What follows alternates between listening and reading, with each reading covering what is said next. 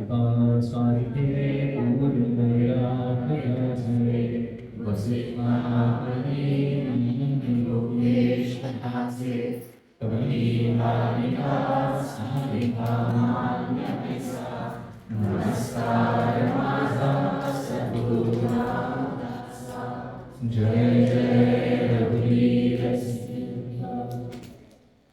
पुढं नाम घेऊया.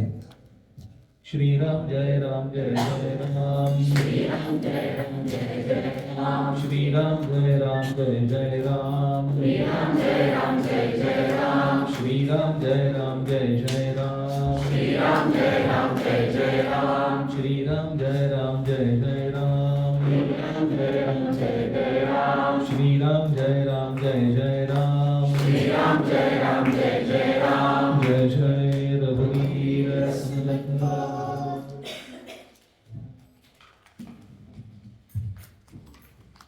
इतका छान परफॉर्मन्स झालेला आहे की प्रवचनाच्या पूर्वी एक अभ्यास करून यावं लागतं. ते सगळं माझं वाईपआउट झालेलं आहे. सगळ्या प्रकारचे सगळ्या प्रतीने परफॉर्मन्स केलेले आणि मन रंगून जातं. आपल्या सगळ्यांचं मन आनंदाने रंगून गेलेलं आहे. आता न रंगण्याचा कार्यक्रम सुरू झाला की घड्याळाकडे लक्ष जातं. तसं माझं गेलेलं आहे हे मला सांगायचंय. पण तुम्ही काळजी करू नका. मराठीमध्ये छान शब्द आहे गुंडाळणे. ऐकलंय? मला छान गुंडाळता येतं. तर बघा आपण थोडक्यात विचार करूया. कारण असे थोडा प्रॅक्टिकली विचार समर्थांचा होता. काळ महत्वाचा आहे आणि उद्या ऑफिसेस आहेत ना? हो म्हणण्याबद्दल थँक्स. ज्या उत्स्फूर्तपणे हो आलं की नाही त्याच्यावरून मला लक्षात येते येस. आपण सर्वजण समर्थांच्या ह्या सान्निध्यामध्ये काही विचार केला. थोडा विचार जेवढा आपल्या परीने करता आला तेवढा आपण करायचा प्रयत्न केला या 2-3 दिवसात. खर तर 7ही दिवस ज्यांचं ऐकावं अशा परमादरणीय अलकाताई समोर आहेत. ज्यांचं प्रवचन ऐकायला प्रवचनकार येऊन बसतात अशा त्या आहेत. आणि प्रवचनकार नुसते येऊन बसत नाहीत, अभ्यासकही समोर बसतात. म्हणजे त्या प्रवचन देत नाहीत, अभ्यास समजावून सांगतात. कारण त्या मूळच्या शिक्षिका आहेत. तेव्हा त्यांनी शिक्षण देणं हे त्यांच्या हाडात आहे. आता त्यातला अचूक कुठला भाग येत नाही हे त्यांना समजतं. तसंच अचूकता निदानात लागते. अचूक रोग कळला तर त्याच्यावर औषध देता येतं. असे डॉक्टर साहेब समोर बसलेले आहेत. तेव्हा ह्या 2 महनीय व्यक्तींच्या समोर थोडा वेळ बोलायचे आणि आपल्या सर्वांच्या समोरही थोडा वेळ बोलायचे. आपल्या सर्वांच्या चरणी वंदन करतो. डॉक्टर साहेब अलकाताईंच्या चरणी वंदन करतो. माझे परमस्नेही वैष्णवबांधव यांच्याही चरणी वंदन करतो. बाळगोपालांना शुभेच्छा देतो. खूप छान सगळ्यांनी परफॉर्म केलं बाळांनो. मस्त वाटलं बघायला. आता आपला मूळ विषय. आपण वाल्मिकी रामायणातले काही व्यक्ती बघतोय. काल आपण बघितलं. काल बरोबर 2-3 दिवस काही थोडक्यात आपण बघितलं. आज आता मुख्य विषय आहे राम. राम प्रभू रामचंद्र ज्याच्यासाठी आले तो म्हणजे रावण. कारण यदा यदा हि धर्मस्य ग्लानिर्भवति भारत अभ्युत्थानम अधर्मस्य तदात्मानं. त्याचं काय कारण आहे? परित्राणाय साधूना हे पहिलं सांगितलं. विनाशाय च दुष्कृताम हे नेक्स्ट आहे. It is not first. हे पक्क समजा. साधूंच्या परित्राण करण्यासाठी, साधूंचं रक्षण करण्यासाठी मी अवतार घेतो. जर दुष्टांचं निर्धारण करणं गरजेचं असेल तर करतो, नाही तर साधूंसाठी मी येतो. म्हणून परित्राणाय साधूना. आणि हेच वचन प्रभू सांगतात. वनवास सुरू झाला. वनवास ज्यावेळेस सुरू झाला तो वनवासाचा प्रसंग आपण वाचतो. आपल्याला रामायण सगळ्यांना माहिती आहे. आज संध्याकाळी प्रभू रामांना सांगण्यात आलं उद्या यौवराज्याभिषेक करणार आहे. So you will become next king. आपल्या सगळ्यांना माहिती आहे, आपण दुबईत राहतात तेव्हा राजे ही संकल्पना आपल्याला माहिती आहे. सो आता युवराज होणार हे सांगितल्यानंतर आज संध्याकाळी सांगण्यात आलं की युवराज्याभिषेक होईल, तू कसा राहा. म्हणून त्यांना सांगितलं आज तू तपाचरण करत राहा. आजची रात्र अत्यंत महत्वाची आहे आणि हे राजा दशरथ आणि वसिष्ठ ऋषी दोघं सांगतायत रामाला तू आज कसा राहा. तर आज तू शय्येवर न झोपता जमिनीवर झोप, गर्भासनावर झोप, पूर्ण वेळ उपासना कर, पूर्ण आजची रात्र ईश्वर आराधना कर. कारण ही रात्र महत्वाची आहे. यौवराज्याभिषेक करण्याचं जाहीर होणं आणि यौवराज्याभिषेक होणं याच्या मध्ये जो कालावधी आहे हा अत्यंतिक सेन्सिटिव्ह कालावधी आहे.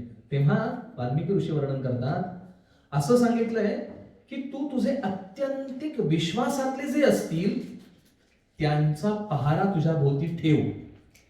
हे सांगण्यात आलं. सगळं झालं. प्रसंगात आपल्याला उतरायला पाहिजे.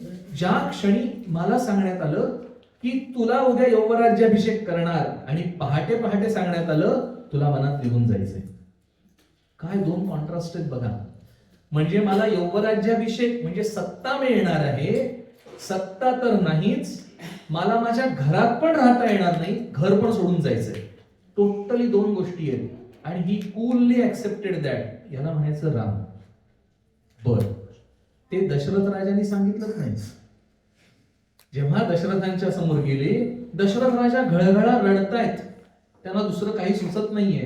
ते फक्त रामाला समोर आल्यानंतर म्हणाले राम एवढं म्हणाले आणि शांत झाले. त्यांना पुढे बोलले ना. तेव्हा कैकेयी मातेने सांगितलं, प्रभूंनी विचारलं माते ही अशी अवस्था का आहे, माझ्याकडनं काही चूक झाली का. बघा हे समजून घेण्यासारखं आहे. प्रभू विचारतायत माझ्याकडनं काही चूक झाली का. ही नोज माझ्याकडनं काहीही चुकलेलं नाही, तरी देखील काहीतरी अनावधानाने झालंय का हे सांगितलं त्यांनी, विचारलं. अँड धिस इज, हे खूप महत्वाचा बाब आहे. आपल्याला माहिती असतं मी काही चुकलेलो नाही, किंबहुना आपल्याला माहिती असतं मी चुकलोय आणि आपण कव्हर अप करतो. प्रभूंना माहितीये मी नाही चुकलो तरी विचारताय, ही नम्रता आहे आणि हे सरळ स्वभाव आहे. प्रभूंनी विचारलं कैकेयी मातेला की काय चुकलंय माझं तू सांग. तर ती म्हणते तुझं काही चुकलेलं नाही, मी वर मागितलाय. पण ते दशरथ राजा सांगतायत. त्या वेळात प्रभू म्हणतात आई दशरथ राजा सांगेल ते मी ऐकेनच, पण ह्याची तू काळजी करूच नकोस की तू सांगितल्यानंतर मी ऐकणार नाहीये, तू सांग. तेव्हा ती सगळं सांगते. तेव्हा प्रभू म्हणतात आई तू जर मला हे डायरेक्ट सांगितलं असतंस, डायरेक्ट शब्द त्यांचा नाही पण प्रत्यक्षात, तू जर मला असं प्रत्यक्षात सांगितलं असतंस दशरथ राजांचं नाव न घेता, तरीही मी ते तंतोतंत पाळलं असतं. ती आहे सावत्राई. ती सावत्राई आहे आणि तिने जो विचार केलाय तो ह्या सावत्र मुलाने विचार नाही केलेला. तिने भरतासाठी मागितलंय आणि राम आपल्या भावासाठी सोडतोय. काय नातं आहे बघा हे. रामायण ऐकायचंय कारण नात्याची खोली समजून घ्यायची. काय नातं असतं, जगावं कशासाठी आणि नातलं का असावे, त्यांच्यासाठी आपण काय करावं, नात्याची खोली कशी असावी. निघून गेले. ते निघून गेले सगळं सोडून निघून गेल्यानंतर ते वनात आले आणि वनातला त्यांचा कालावधी 12 वर्षाचा आहे.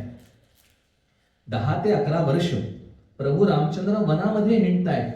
कुठल्या मुनींच्या आश्रमामध्ये 6 महिने, 8 महिने, 10 महिने, 12 महिने असे राहतायत. आणि ते फिरत फिरत प्रत्यक्ष पर्णकुटी म्हणजे नाशिक, ज्या ठिकाणी पर्णकुटी बांधली गेली पंचवटीच्या ठिकाणी, त्या ठिकाणी प्रभू फार थोडा कालावधी आहेत. अगस्त्य ऋषींचा आश्रम जवळ आहे आणि अगस्त्य ऋषींच्या आश्रमामध्ये या अगस्त्य ऋषींचं एवढं तप आहे की ते म्हणाले रामा माझी अशी विनंती आहे. खूप महान आहेत अगस्त्य ऋषी, खूपच मोठे, ज्यांच्यासाठी विंध्याचल वाकला. विंध्याचल पर्वत इतका मोठा होता की तो हिमालयाला झाकत होता. आता ह्याला कसं करावं, मग त्याचे गुरु अगस्ती, म्हणून अगस्तींना उत्तरेतून दक्षिणेला पाठवण्यात आलं. तेव्हा तो नमस्कार करायला जो वाकला तो वाकूनच राहिलाय, म्हणून हिमालय मोठा आहे. असा विंध्याचल. तर तिथे ते अगस्ती आले आणि अगस्त्य मुनी प्रभूंना म्हणतात, प्रभो आपण माझ्याच आश्रमात राहा. त्या वेळामध्ये प्रभू सांगतात, महाराज ऋषीवर्य, मला खूप आवडेल आपल्या आश्रमामध्ये राहायला, कारण मला ह्याच्यासारखं दुसरं काही नकोय. मी स्वर्गीय सुख तृणवत मानतोय आपल्या सहवासाच्या पुढे. पण मी ज्या कारणास्तव इथे आलोय ते कारण मी आपल्या आश्रमात जर राहिलो तर साध्य होणार नाही. ये हृदयीचे ते हृदयी घातले. अगस्त्य मुनी पुढे काही बोलले नाही, बिकॉज ही न्यू. रामांनी सांगितलं आणि त्यांनी स्वीकारलं, कारण दोघांना माहितीये प्रभू इथे आलेत कशासाठी. आणि रामायणामध्ये कुठेही प्रभू सांगत नाहीत मी नक्की कशासाठी आलोय, पण हे सगळं हिडन आहे. हे बिटवीन द लाईन्स आपल्याला वाचावं लागतं. ते त्या वेळात आपला मुद्दा सुरू झाला. वेगवेगळे ऋषी मुनी एक दिवस प्रभूंच्या जवळ आले आणि म्हणाले, प्रभो तुमचं कर्तव्य आहे आमचा सांभाळ करणे. आपलं कर्तव्य आहे आणि आम्हाला राक्षस त्रास देत आहे. तेव्हा प्रभू म्हणतात, मी त्याचसाठी इथे आलो, मी त्याचसाठी आलो. प्रभूंचं शौर्य किती होतं आपल्या सगळ्यांना माहितीये. रावणाने 14,000 राक्षसांची एक मोठी टोळी, जनपद त्याला म्हणत असत, म्हणजे नाशिक प्रांत जो आहे दंडकारण्य प्रांत, तर त्या प्रांतामध्ये ठेवलेली होती 14,000 राक्षस. आणि ते नुसते 14,000 नव्हते, ते 14,000 विशेष काय होते तर ते सगळेच्या सगळे 14,000 नरभक्षक होते. आता ती स्ट्रॅटेजिकली कसा विचार करा. ते कुठे ठेवलेले आहेत राक्षस? ते 14,000 राक्षसांची टोळी नाशिकच्या प्रांतात आहे. त्याच्या खालच्या बाजूला काय आहे तर किष्किंधेचं राज्य आहे, म्हणजे वानरांचं राज्य आहे. आणि त्याच्या वरच्या बाजूला काय आहे? अयोध्येचं राज्य आहे, म्हणजे नरांचं राज्य आहे आणि वानरांचं राज्य आहे. आणि ह्याच्या मध्ये डिवाइड करून ठेवलंय ते राक्षसांनी ठेवलेलं आहे. का? कारण रावणाला माहितीये मला नर आणि वानर ह्यांच्यापासून धोका आहे. तो मान्य करत नाही, तो ह्यांना मानत नाही. पण वरामध्ये त्याला जो वरदान मिळालेलं आहे त्यामध्ये नर आणि वानर ह्यांच्यापासून त्याने मागितलंच नाही. आणि म्हणून ह्याच दोघांकडनं त्याचा पराभव झालाय. ते होऊ नये म्हणून त्याने मध्यभागी राक्षस ठेवलेत. आणि हे सगळं स्ट्रॅटेजिकली बघा, मिलिटरी स्ट्रॅटेजी आहे ही सगळी. रामाने पहिले ती जी तटबंदी होती 14,000 राक्षसांची ती मोडून काढली. 1.5 मुहूर्तात संपूर्ण 14,000 लोक संपवले. ते वर्णन असं आहे, नराज म्हणजे लोखंडाचे बाण होते रामांकडे, प्रभूंकडे, आणि ते धनुष्य ताणायचे. कसं ताणायचे तर जो अकंपन नावाचा 14,000 एक राक्षस सुटला, तो रावणाकडे गेला. आणि रावणाला त्याने सांगितलं, प्रभू किती महान आहेत. तर म्हणाले ते त्यांच्या तुणीर जे बाणांचं भाता असतो त्यातनं बाण काढतात कधी, ते धनुष्याला लावतात कधी, त्याची प्रत्यंचा खेचतात कधी, आणि बाण सुटतो कधी, यातलं काही दिसत नाही. दिसतं काय? वर्तुळाकार काहीतरी हातात आहे, म्हणजे धनुष्य ते वर्तुळाकार होतं, ते हातात आहे. आणि परिणाम राक्षस पडलेला दिसतो, मधलं काही दिसत नाही. एवढा वेग आहे. त्या दिवशी अलकाताई म्हणाल्या की रामाने तिथे आपलं अपौरुषत्व दाखवलेलं आहे, ते इथे दाखवलेलं आहे. हातातनं बाण सुटलेला कळत नाही, राक्षस पडलेला कळतोय. म्हणून 14,000 जणांचा संहार झाला आणि त्यातला एक अकंपन तिथे गेला. तो रावणाला म्हणतो, इथे कमाल आहे, तो थरथरतोय रावणासमोर. कारण रावण क्रोधायमान होतो ज्यावेळेस समजतं त्याला की 14,000ची टोळी तोडली आहे. म्हणजे बेसिक स्ट्रॅटेजी इतके वर्षांची जी चालत आलेली आहे ती मोडून पडलेली आहे. आणि ते झाल्यानंतर रावण क्रुद्ध होतो, तेव्हा अकंपन जीवासाठीची याचना करतो आणि मग पुढे बोलेन म्हणून सांगतो. रावण म्हणतो, तुला मी अभय दिलं. पूर्वी फक्त शब्दांमध्ये असायचं, सर्टिफिकेट लागायचं नाही, शब्दाला किंमत होती. त्याने सांगितलं तुला अभय दिलं, बोल आता काय पाहिजे ते. मग अकंपन सांगतो, राम इतका पराक्रमी आणि शूर आहे की मला असं वाटतं, अकंपन म्हणतो, मला असं वाटतं की सगळे देव आणि सगळे असुर एकत्र जरी झाले तरी तुम्ही रामाला जिंकू शकत नाही. हा धक्का होता रावणाला. आपलाच खास माणूस सत्य बोलतोय आणि सत्य कटू आहे. ही फॅक्ट आहे. तुम्ही सगळे एकत्र झालात तरी जिंकू शकत नाही. पण तो म्हणतो मला एक उपाय माहिती आहे आणि तो सांगतो. अकंपन, रामाची भार्या अतिशय सुंदर आहे आणि त्याचं तिच्यावर प्रेम आहे. तेव्हा तिचं जर हरण केलंस तर रामावर विजय मिळवता येईल. हे अकंपनाने सांगितलं. हे समजल्यानंतर रावण म्हणाला बरं आहे मी निघतो आज. म्हणून तो रथ काढला. त्याने तो रथ कशाचा होता नुसता ऐकून ठेवा. त्याला गर्दभ जोडलेले होते, गाढव. आता आपण जे बघतो ना गाढव, ती गाढव नव्हती. आपण तो विचार केला तर आपण गाढवपणा करणार आहोत.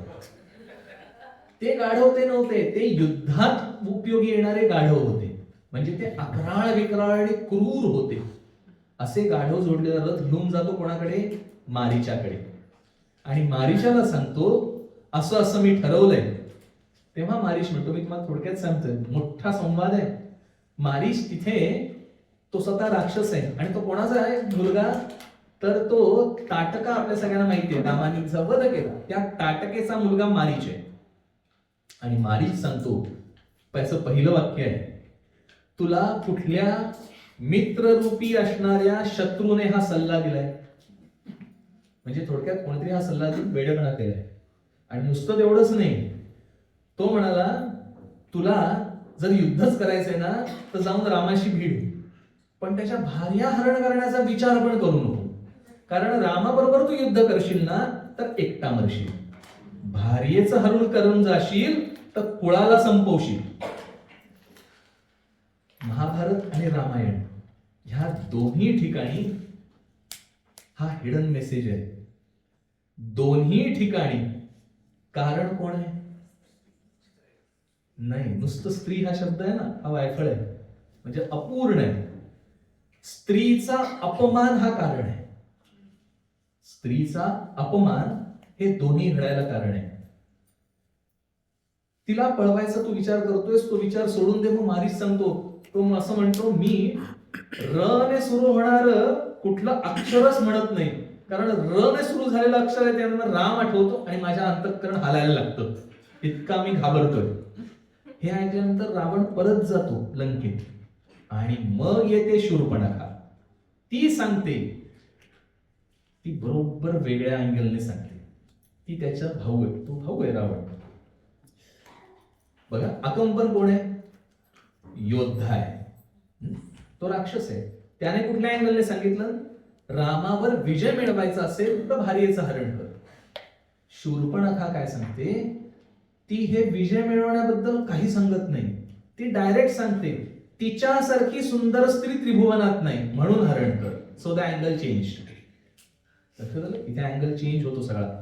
रावण परत जातो आणि मारीचला सांगतो, मारीच हे करायचं. तो त्याला दोन ऑप्शन देतो. रावण काय म्हणतो, रावण पण हुशार आहे बरं. रावण प्रचंड हुशार आहे, मुत्सद्दी आहे रावण खूप. त्याने ते किती परफेक्ट ठेवले राक्षस बघा त्या ठिकाणी. तर तो म्हणतो, तू आजपर्यंत मारीच 2 वेळा सुटलाय रामाच्या हातून. एकदा विश्वामित्रांच्या मखरक्षणाच्या वेळी सुटला आणि दुसऱ्यांदा राम प्रभू वनात आल्यानंतर एकदा गेला होता वानर मृगाचं रूप धारण करून, तेव्हाही सुटला.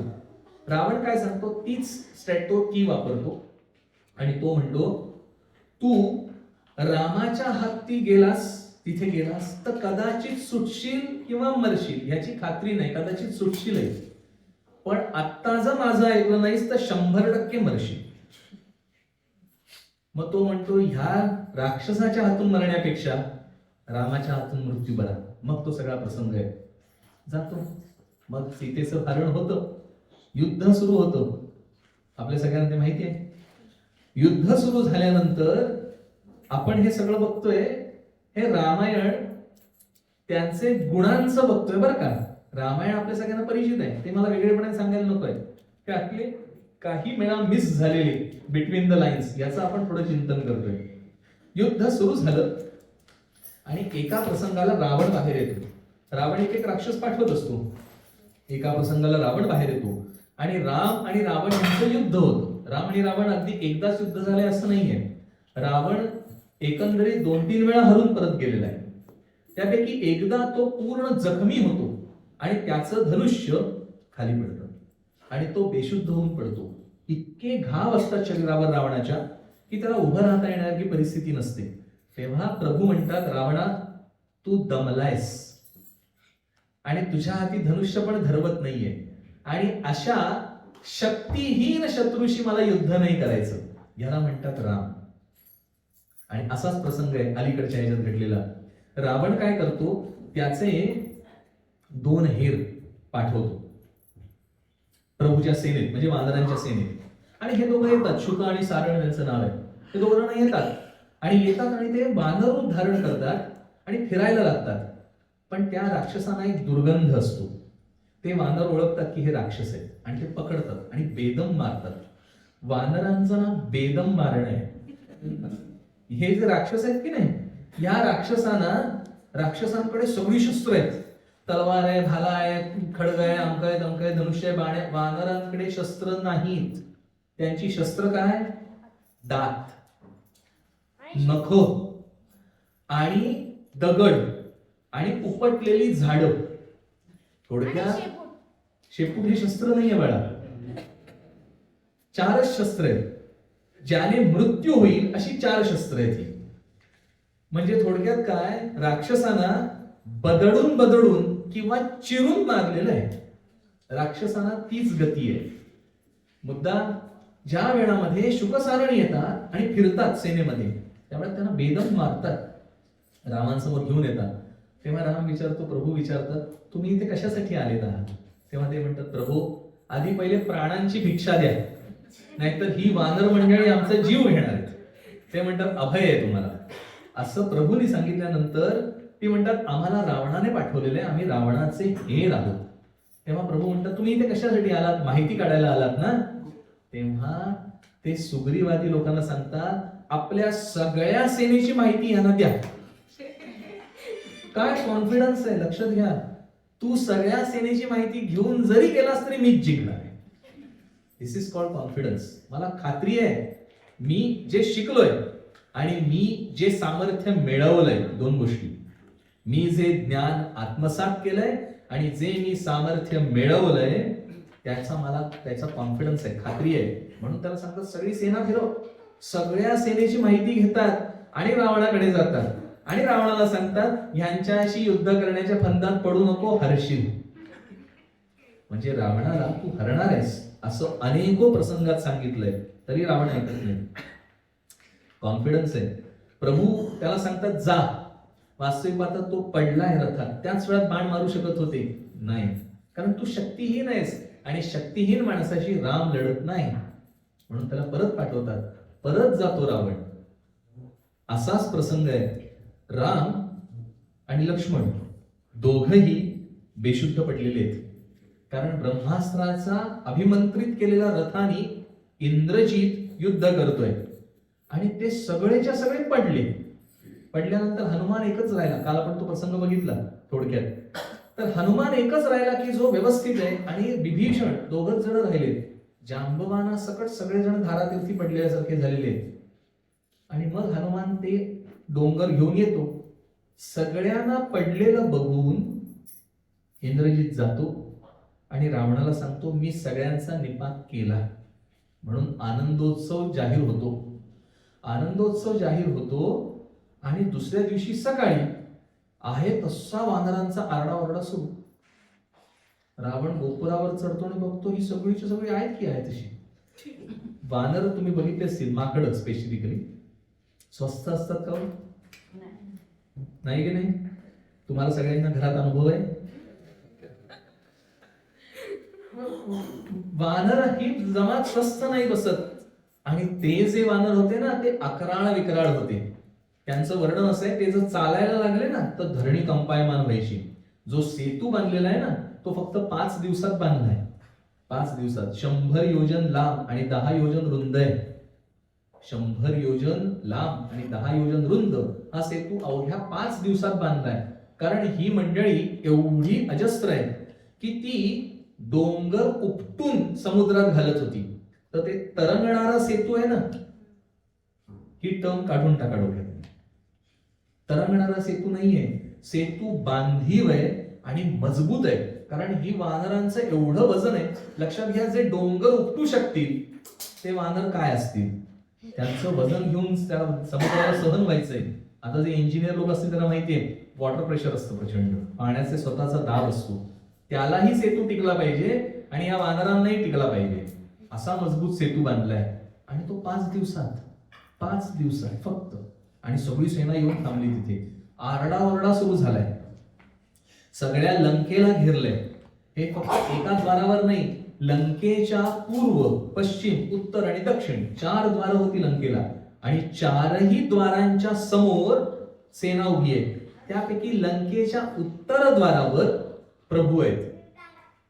का लक्षात येतं ना, उत्तरेला, कारण तिथूनच बाहेर येणार आहेत सगळेजण, याची खात्री आहे. रावणानेही त्याची सेना विभागलेली आहे. आणि अशा प्रकारे युद्ध सुरू झालेलं आहे. सगळेजण धारातीर्थी पडल्यासारखे झाले आणि परत उठून उभे राहिले. रावण अचंबित झाला. काल तर सगळे झोपलेले होते, आज उठलेत सगळे. पराक्रम मारुतीचा आहे, कारण तो सुवेळाचळ तो घेऊन आला आणि उठले. प्रभू त्या वेळात उठल्यानंतर मारुतीची फार स्तुती करतात आणि परत रावणाला आवाहन देतात. आणि मग युद्ध परत सुरू होतं. आणि युद्धाच्या प्रसंगामध्ये विशेष करून त्याचे एक एक चिरंजीव मरत आहेत रावणाचे. जेव्हा तो हतबल झाला त्या वेळात कुंभकर्णाला उठवलंय आणि कुंभकर्णाने रावणाची कान उघाडणी केली व्यवस्थित पद्धतीने. त्यांच्यातला संवाद आहे. तो म्हणतो, रावणा, तू हे कृत्य केलंसच का? तो म्हणतो, तुझ्या ठिकाणी मंदोदरी सारख्या राण्या आहेत तरी तुला ही दुर्वृत्ती सुचली का? आणि तो म्हणतो, जर समजा, अजून एक छान वाक्य आहे त्याचं. तो म्हणतो, ज्या वेळात तू पळवून आणलंस त्या वेळात सल्ला मसलत केलंस, कोणाला विचारलं नाहीस. आणि आता अंगलटी आल्यानंतर सल्ला मसलत करतोयस. ज्या वेळात जे करायला हवं होतं ते केलेलं नाही, आता नको ते घडल्यानंतर तू आमच्याकडे आलायस. पण इथे बंधू प्रेम आहे. तो म्हणतो, तरी तू माझा भाऊ आहेस आणि लंकेसाठी मी या सगळ्यांचा निपात करून येतो. म्हणून कुंभकर्ण उठतो. तो उठतो म्हणजे काय, त्याला अन्नाचा वास दिला जातो. ऋषी वर्णन करतात, त्याच्या जे ऋषीने वर्णन केलं ते सांगतो बरं का. त्याच्या कानात आणि नाकात नृत्यांगना जोर जोरात नाचतात तरी त्याला जाग येत नाही. त्याच्या अंगावरनं 1000 हत्ती धावत जातात. नाव लक्षात घ्या, त्याच्या अंगावरनं 1000 हत्ती उभे केले तर किती लांब होणार आहे बघा. आणि ते हत्ती धावत जाणार आहेत. म्हणजे तो कुंभकर्ण किती अजस्त्र आहे. त्या अजस्त्र कुंभकर्णाला जेव्हा तो बघितलं, तो उभा राहिला ना जेव्हा, तेव्हा लंकेच्या आत उभा राहिलेल्या वानर सेनेने बघितला आणि वानर सेना पळत सुटली, घाबरली. किती घाबरली, सगळे मोठे वीर घाबरले, सुग्रीवा सकट सगळेच जण घाबरले. हे काय प्रकरण आहे. म्हणजे हा म्हणाले उभा राहिला तर स्वर्गाला टेकतोय, त्याच्याशी युद्ध करणार कोण. आणि तो युद्ध करत नव्हता. कुंभकर्ण युद्ध करत नव्हता. नुकताच लंच करून आला होता आणि डिनर सुरू केला.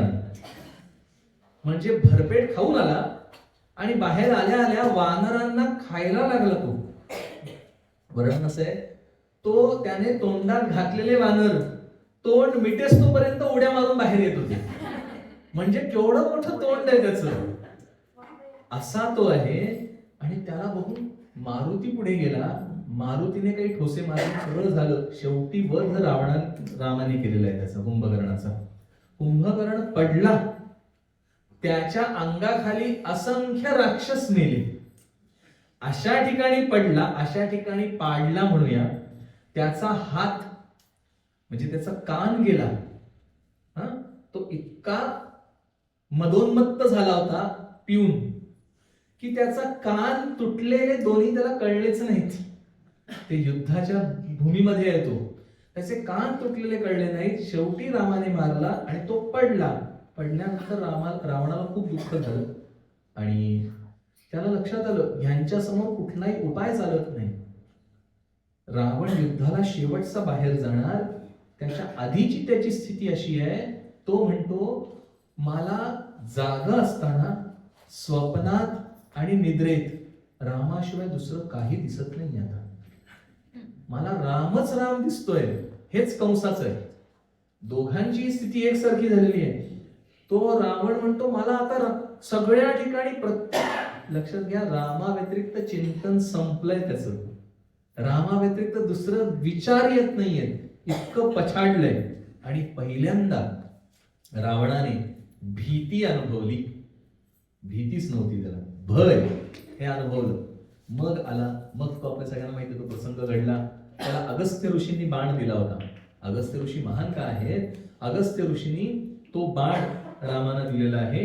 ह्याच बाणाने मृत्यू होणार आहे रावणाचा. आणि तो बाण ब्रह्मास्त्राने अभिमंत्रित करून रामाने सोडला. आणि तो रावणाच्या हृदयामध्ये लागला, तोपर्यंत त्याचा मृत्यू होत नव्हता. असंख्य शिर उडवली रामाने, मुख उडवली. रावणाचं वर्णन असतं. तुम्ही म्हणाले बुवा उड्या का मारताय चरित्रामध्ये? आपण चरित्र बघत नाही आहोत म्हणून उड्या मारायला मला मुभा आहे. हनुमान शोधत शोधत जेव्हा लंकेमध्ये येतो आतमध्ये, तेव्हा त्याच्या अंतःपुरात जातो. आणि अंतःपुरात गेल्यानंतर हनुमान रावणाची स्तुती करतोय. केवढा हा बलाढ्य वीर आहे असं हनुमान म्हणतो. काय हा म्हणजे राजा कसा असावा त्याचं उत्तम उदाहरण म्हणजे रावण आहे. तो जो झोपलेला आहे, पडलेला आहे, त्याचे हात जे हे वर्णनच आहे. आपल्या सगळ्यांना उडीद माहिती आहेत. उडीद माहित इथे काय म्हणतात?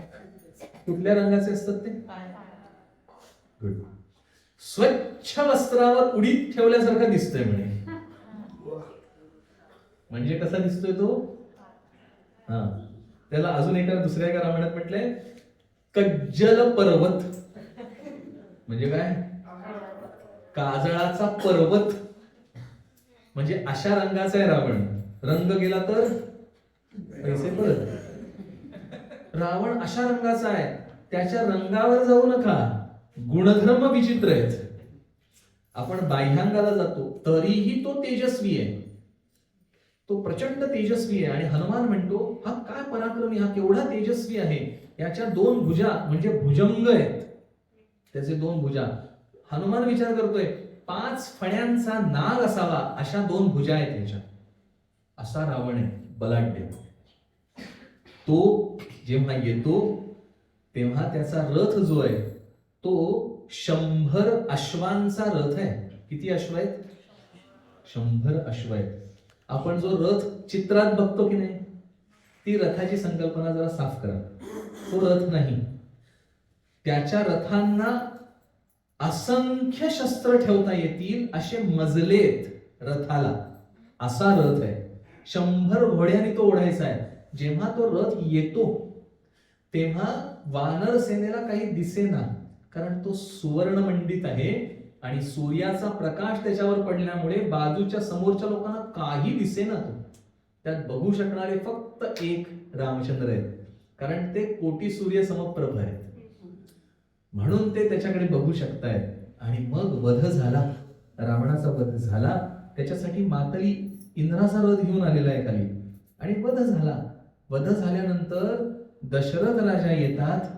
सगळं झालं प्रसंग. आणि शेवटी दशरथ राजा इंद्रासह खाली उतरतात आणि त्यांना विचारतात, ते स्तुती करतात. इंद्राची पहिली भेट रामाची ह्या वधानंतर आहे. प्रभू नमस्कार करतात.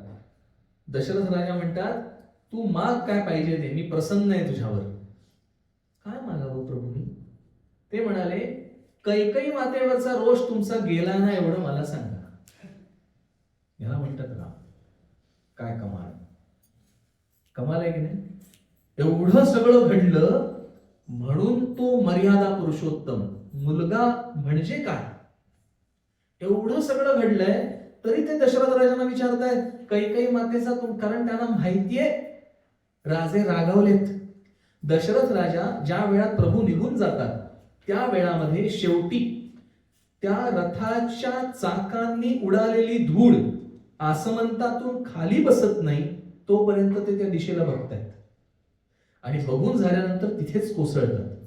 रामांनी जाताना सांगितलंय कौसल्या मातेला, आता दशरथ राजांना आधार म्हणजे तू एकटी आहेस, हे राम सांगताय ना कौसल्या माता, तू एकटी आहेस, तेव्हा त्यांचा सांभाळ कर. कौसल्या माता तिथे येते. त्यावेळी दशरथ राजा म्हणतात कैकेयीला, मी तुझा आज त्याग केला, आणि ते जातात कौसल्या मातेच्या महालात.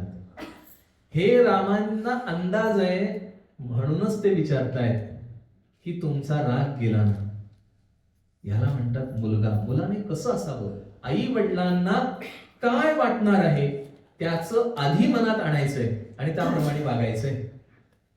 दशरथ राजांना इतका ते प्रिय आहेत. त्यांनी हे प्रसंग सांगितला.